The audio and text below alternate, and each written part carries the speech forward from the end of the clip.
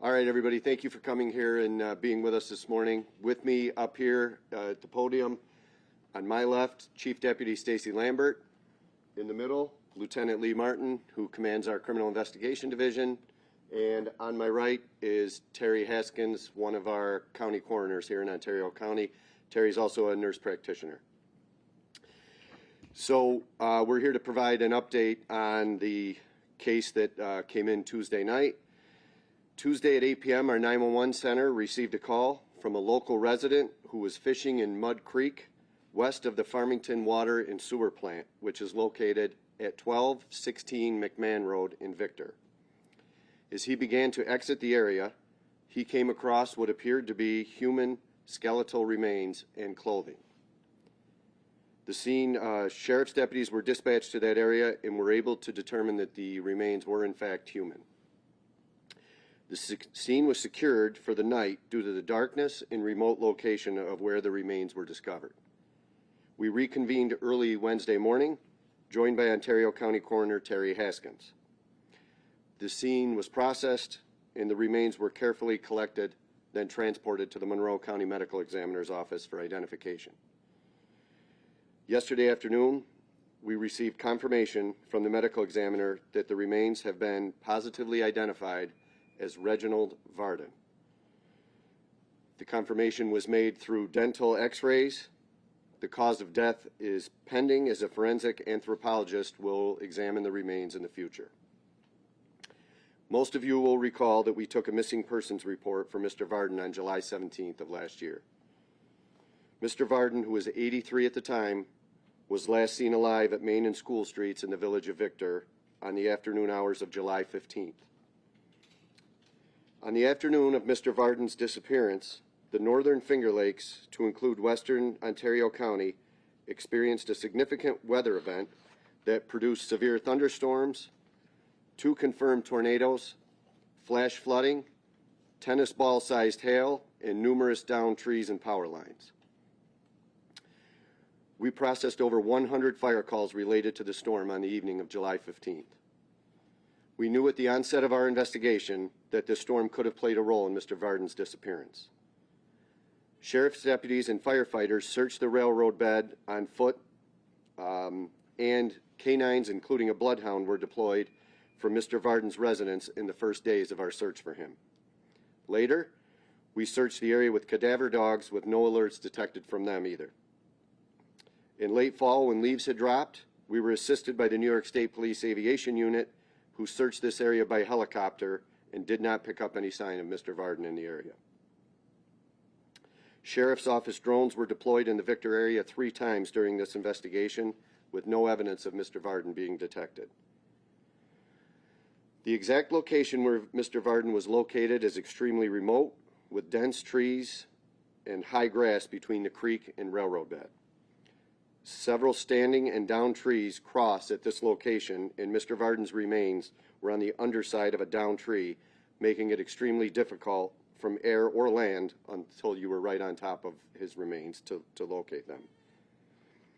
While the cause of death remains pending, I can say that Mr. Varden was found within 1 mile of his home by water, and Mud Creek does run very close to the apartments where he resided. While we were not able to say with exact certainty the sequence of events leading to his death and his body ending up where it was located, I can say the location and position would be consistent with him being swept away by this storm on July 15th. While this is not the ending we had hoped for, we are relieved that Mr. Varden's family now has closure and they will soon be reunited with his remains. All of us at the Sheriff's Office offer our most heartfelt condolences to Mr. Varden's family. We know how difficult this last 10 months has been for them and how hard it is now to process this sad outcome. We never gave up hope. Investigator LeBrake, who led this case, is in the back of the room. He continued to search the area, follow leads, and connect with law enforcement across the nation in attempts to ascertain any information on Mr. Varden's whereabouts. My sincere thanks to the Sheriff's Office Road Patrol, Criminal Investigation Division, Crime Scene Unit, drone operators, area firefighters, and the New York State Police, who all assisted in the search, as well as the public who called in with tips that we were able to run down. Some of them did provide information in terms of Mr. Varden's history and his, his routine, which helped direct some of our search at the time. I also have a statement from the family that they asked us to read and provide to you. This is from Mr. Varden's daughter Kim, her son Ron, and their daughter Erica Kaiser and Dana Reed. My family and I would like to express our sincere gratitude and appreciation to the Ontario County Sheriff's Office, including Sheriff Sorencione, Lieutenant Martin, and Investigator LeBrake, for their unwavering support, guidance, and efforts during the past 10 months. They never gave up hope. To all our friends and family who helped in this search effort, thank you from the bottom of our hearts. Thank you to the many volunteers, most of whom we do not know personally, for giving your time walking the trails in surrounding areas, passing out flyers, and keeping up public awareness. We have a wonderful community, and it's nice to see that kindness, love, and selflessness do exist, despite the sadness and grief some unfortunately have to experience in this world. Special thank you to Donna, Scotty, Rachel, Bob, Jessica, and Holly for holding us during the past 10 months. This is obviously not the outcome we had hoped for, but knowing Dad has not been out there suffering all this time is a comfort. At this time, we ask for time to process and grieve privately. There will be a memorial at a future date, and details will be posted in our Facebook group. Kim, Ron, and Erica Kaiser, and Dana Reed.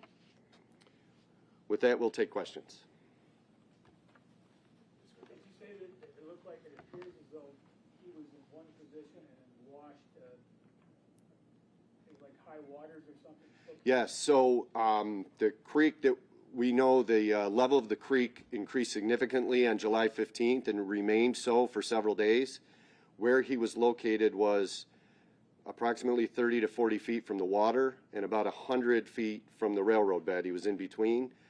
But the location where he was found would be consistent with being, it was right in an area where the creek begins to turn from running east-west to hooking right and running north, and it would be consistent with that water pushing him over to the north. Is there a trail or anything there? Not really. No. Not where he was, no. So he was just walking basically? He may have been on a trail where he was walking. Where he was located, there is not a trail. Yes, over closer to the other side of the south side of the creek by his apartments.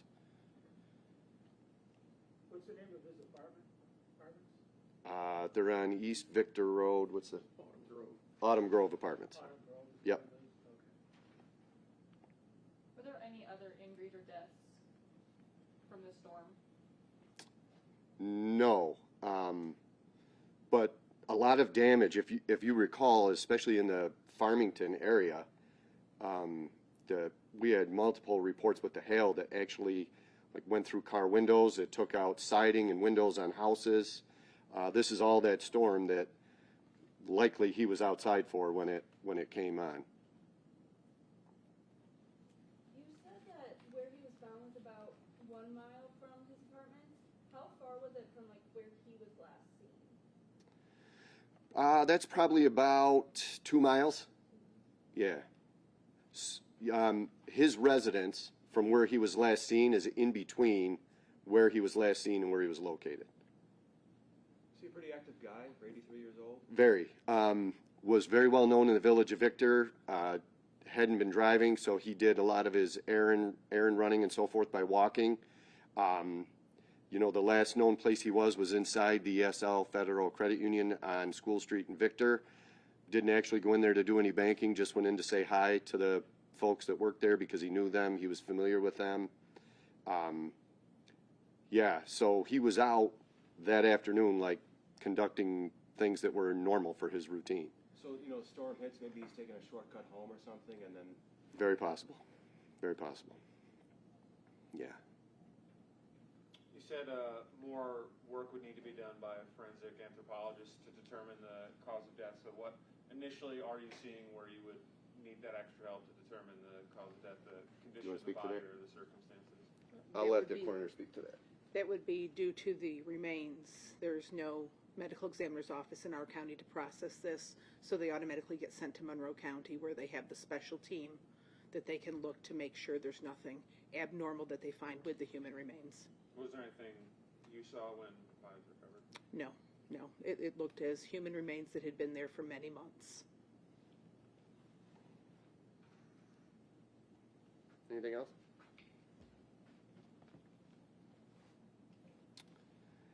All right. Well, thank you all for coming and covering this.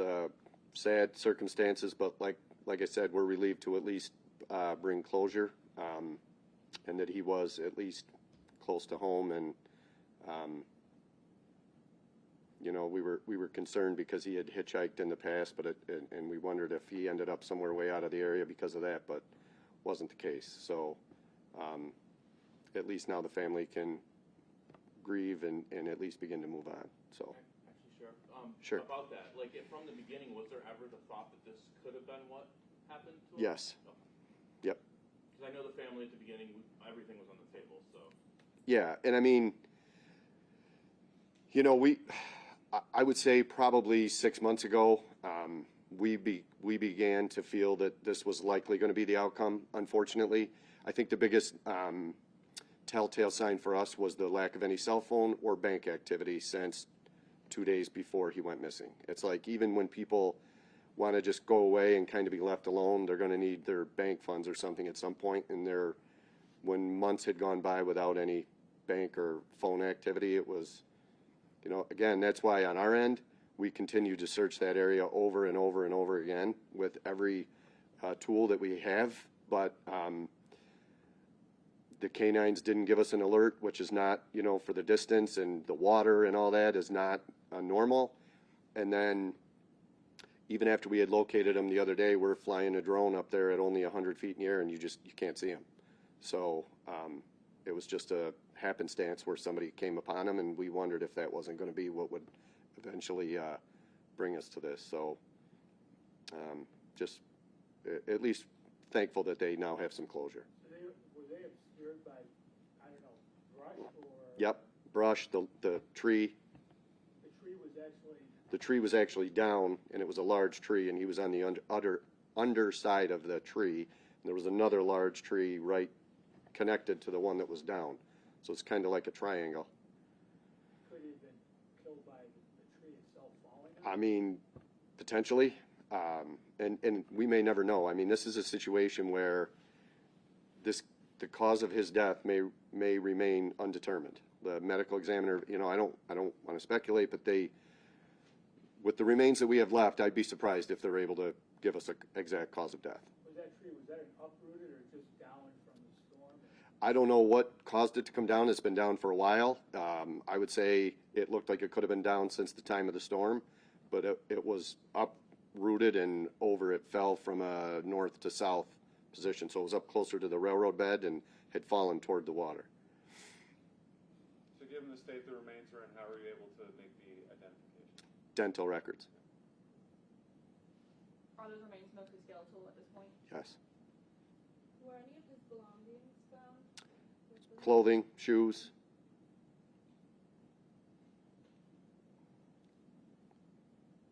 All right, thanks everybody. Appreciate it very much. Thank you, sir.